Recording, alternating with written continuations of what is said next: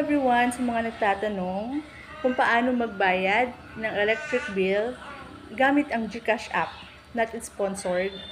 Ayan, so ganito lang kadali. Pumunta lamang po kayo sa GCash app at i-open ito. Pag na-open na, i-click ang bills. And then, i-click po yung electric utilities.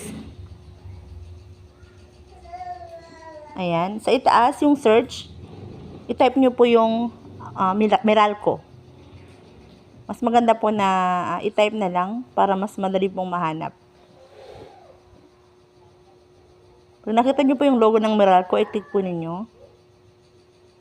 Ayan. At yan po, pwede nyo na pong i-enter kung magkano po yung amount yung babayaran nyo sa kuryente or electric bill.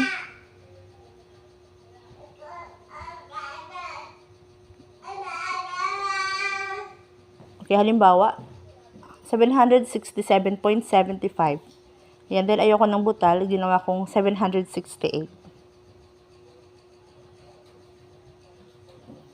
Yan. And then, huwag niyo pong kalimutan yung CAN or yung ano po, yung customer account number. Mahalaga po ito, i-double check niyo po ito para hindi po kayo magkamali.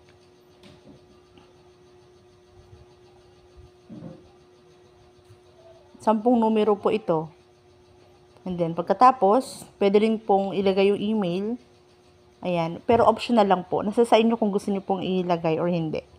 Pero mas maganda ilagay niyo po para may copy kayo. May reference kayo. May message din po yung Gmail po sa inyo. Ayan. And then, double check. And click yung confirm. Antayin nyo lang po.